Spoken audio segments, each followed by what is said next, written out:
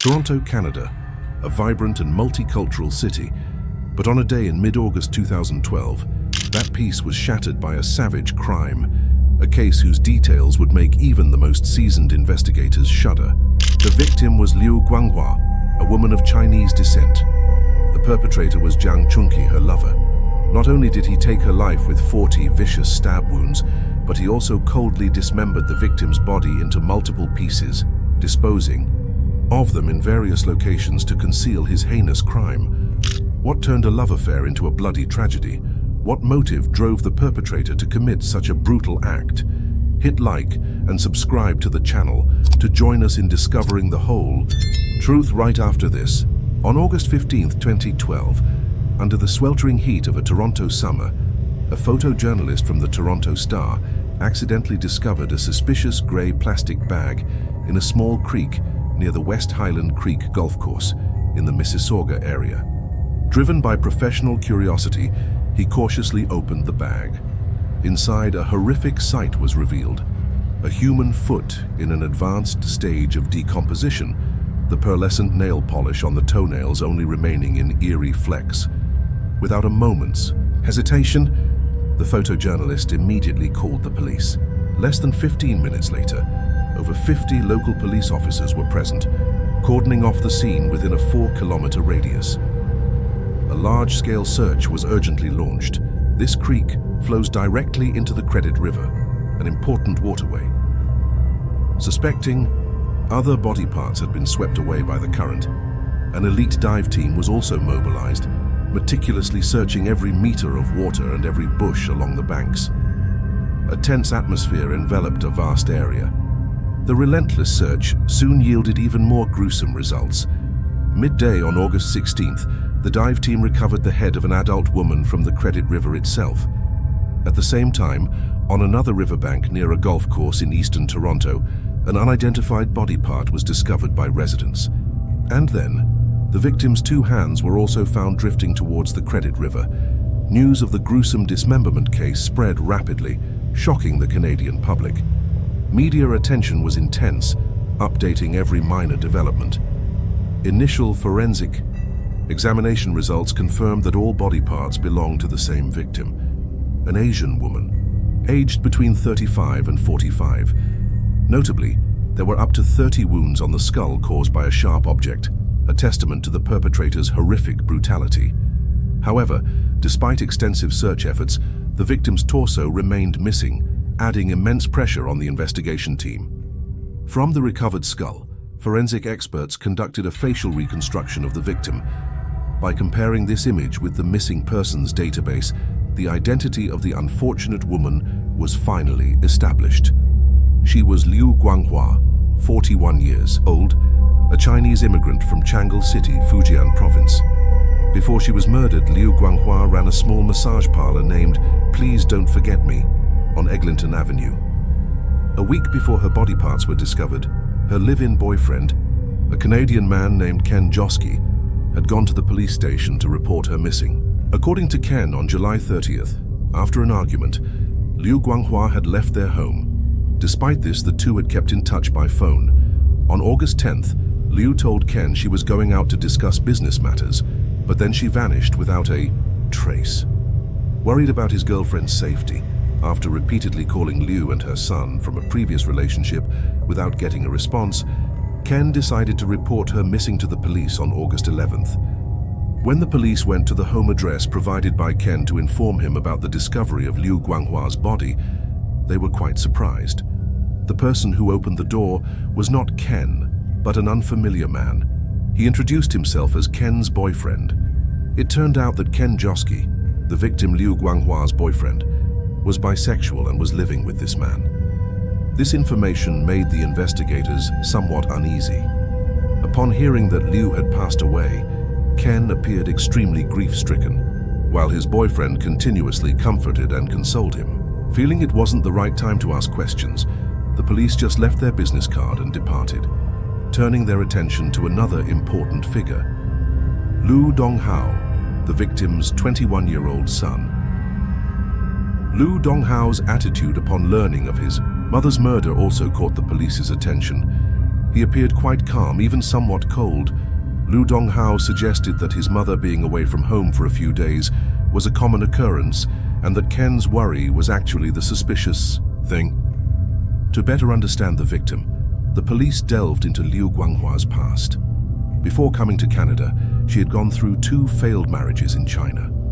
At the age of 19, she married and gave birth to her first son, who was Liu Guanghua. After divorcing, she quickly remarried and had another child. However, her second marriage also did not last long. After 2 broken marriages, Liu sent her children to be raised by their maternal grandparents and decided to find a new path for herself. In 2002, Liu Guanghua and her son Liu Guanghua went to Taiwan, and from there they immigrated to Canada. As soon as she arrived in Vancouver, she immediately applied for asylum. In her application, she stated that she was persecuted by the Chinese authorities for wanting to have a 3rd child and had been forcibly fitted with an IUD by the Family Planning Committee. 2 years later, her asylum application was approved. With the small amount of money she brought with her and her savings from working at massage parlors, Liu bought a house worth $210,000 and then rented it out for profit. In the following years, she maintained many complex romantic relationships with different men. One noteworthy detail is that Liu Guanghua always introduced her son, Liu Guanghua, as her tenant rather than her biological son, and even forced her son to acknowledge this, perhaps fearing that the presence of an adult son would hinder her relationships. On the day she disappeared, Liu Guanghua saw her boyfriend Ken off first, then told her son she was going to meet a partner to discuss selling. The Please Don't Forget Me massage parlor. That was the last time Liu Guanghua saw his mother. Returning to Ken Chunqi, 52 years old, a successful and wealthy architect. He had met Liu Guanghua 2 years prior at a massage parlor. Initially just a client, their relationship quickly became more intimate after Ken accepted the special services Liu suggested. Notably, although he had previously identified as gay, his experience with Liu had caused Ken to gradually develop desires for women. As for Liu Guanghua, she quickly benefited from this relationship. Ken not only paid off her $16,000 credit card debt, but also regularly provided her with spending money. However, not long after, Ken began to feel bored and secretly reconnected with past same-sex lovers, wishing to maintain a romantic life with both men and women. This made Liu extremely angry, leading to endless arguments. Each time conflict arose, Ken had to use money or gifts to appease her. Eventually, Liu was forced to compromise, agreeing to move in with Ken and his boyfriend, on the condition that Ken give her an additional $30,000 for her to invest in a business. Liu used this money to rent a massage establishment, outwardly advertising regular relaxation services, but secretly providing special services inside. This business soon drew complaints from neighbors who claimed it negatively affected public morals. Feeling he had lost face, Ken demanded Liu close the parlor, leading to another major argument. Liu angrily left and went to her aunt's house. The night before the crime occurred, Ken went to Liu's place to suggest rekindling their relationship, promising continued financial support. Liu agreed and said that the next day she would find a buyer to discuss business. Afterwards, Ken and his boyfriend drove to the city of Port Hope, about 100 kilometers from Toronto, to attend a large multi-day gathering. This was Ken's solid alibi. During a subsequent interrogation, Ken provided an extremely important clue. He recalled that before she disappeared, Liu Guanghua had mentioned she wanted to move an old TV and TV stand from her massage parlor to the home of an ex-boyfriend named Jiang Chunqi. Ken admitted he had met this man, and although he didn't understand Chinese, he still sensed that Liu treated Jiang very poorly, even like an animal.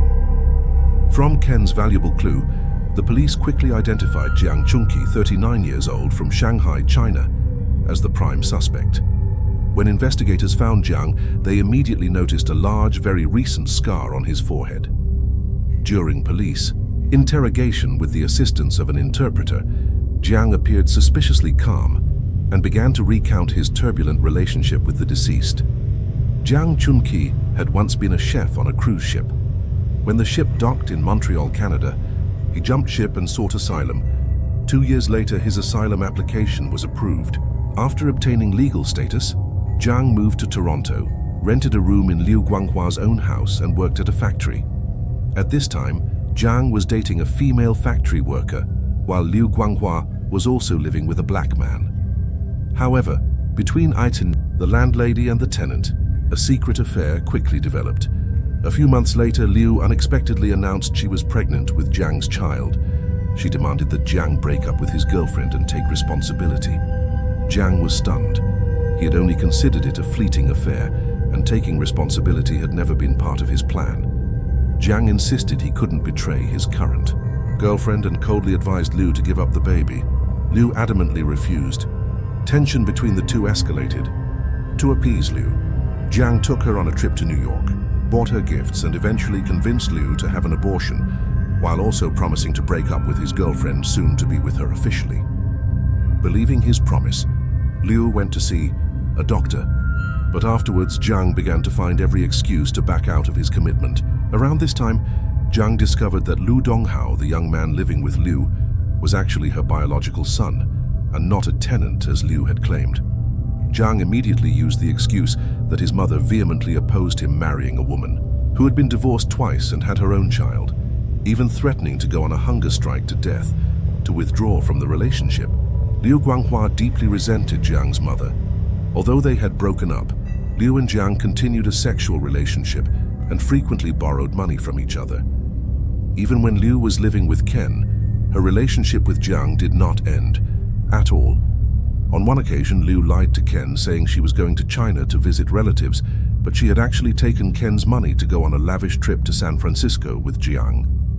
Later on, when she argued with Ken and moved out, the first person Liu thought of was still Jiang Chunqi.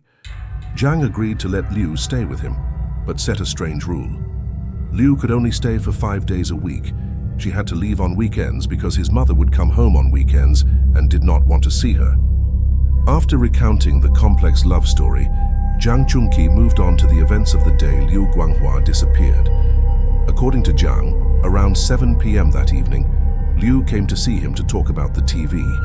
They had dinner together, after which Jiang drove Liu back to the massage parlor. There, Jiang claimed that he saw Ken, Liu's boyfriend, picking her up in his car.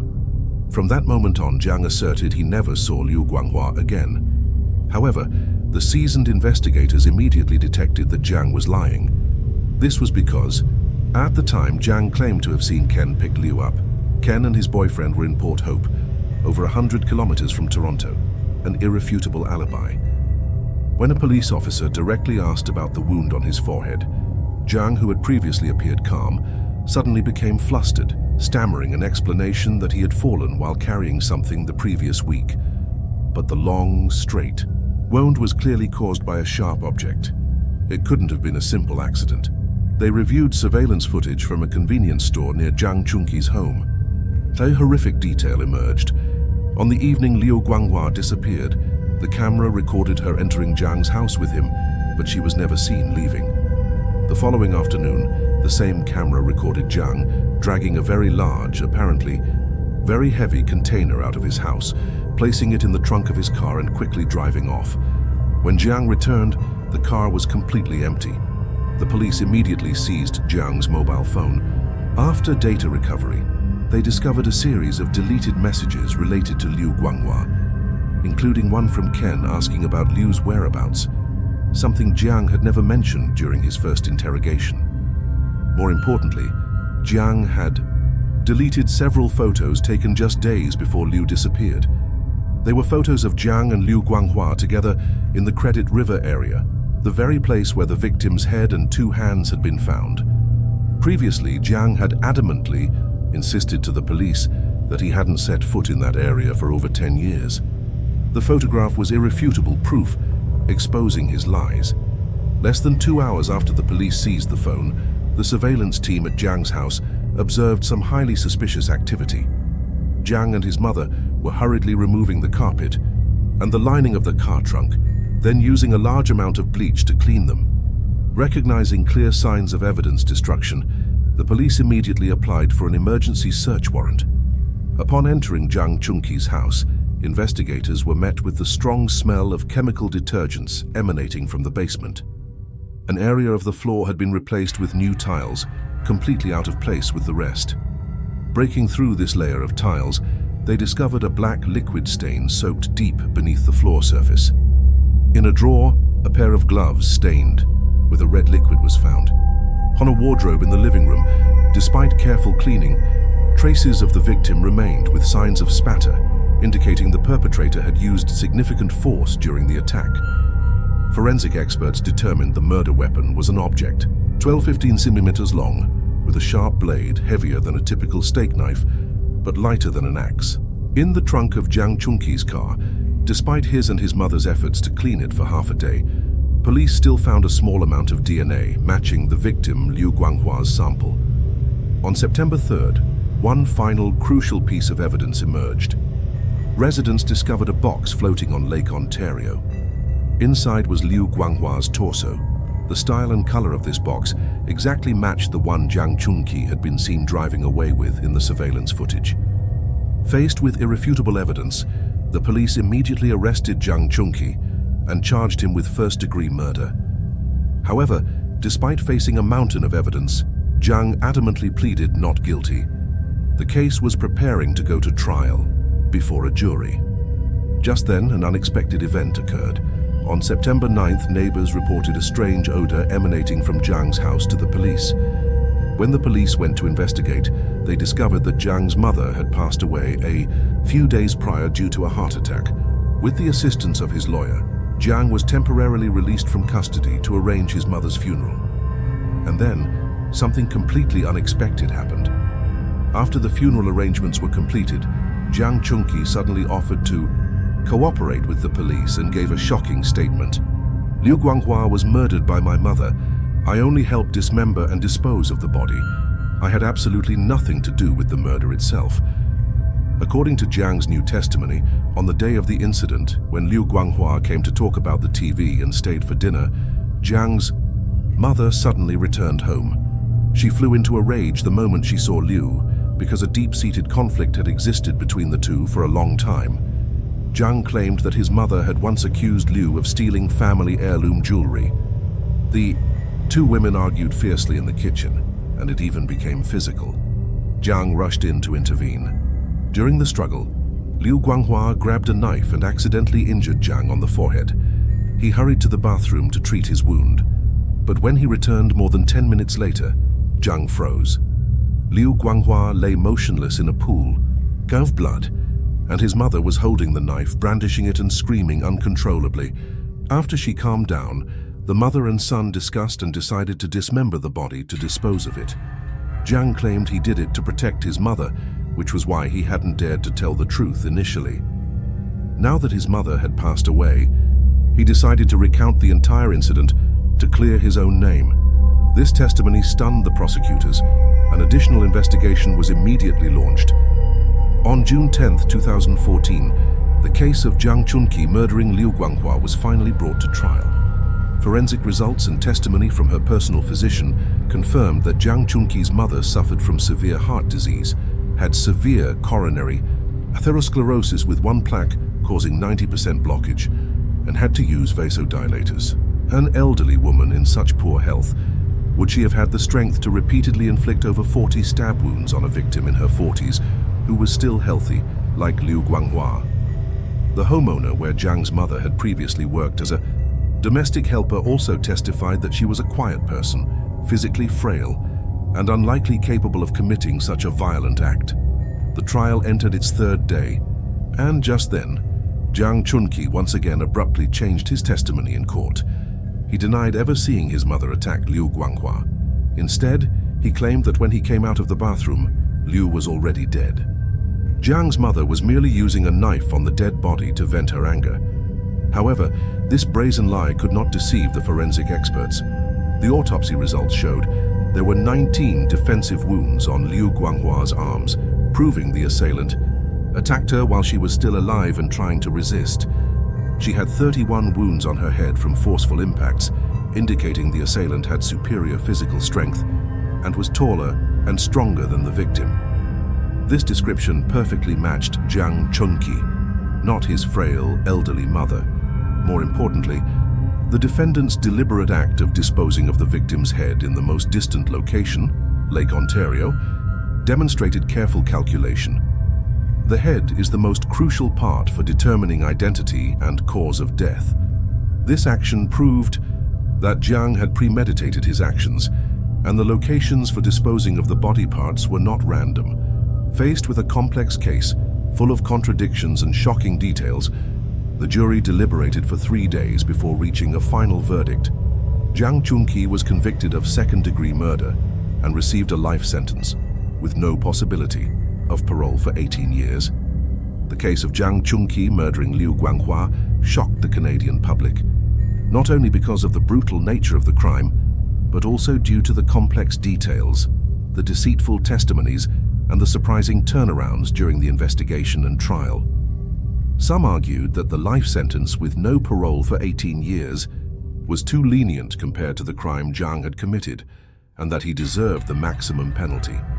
Others wondered if there were still hidden details, especially regarding the true role of Jiang's mother in helping her son conceal the crime, even if she was not the one who directly wielded the knife. Liu Guanghua's tragedy is a warning about toxic relationships, about deceit and how jealousy and hatred can push people to the brink of crime. Justice was served, but the pain of those left behind and the unanswered questions will forever be a haunting part of this case. The story just told concludes a tragic and complex case. What do you think about this case and the sentence given to Jiang Chunqi? Please leave your opinions in the comments section below to discuss. If you found the story compelling and meaningful, please hit like, subscribe to the channel, and share this video to support us. Thank you for your viewership. See you in the next cases.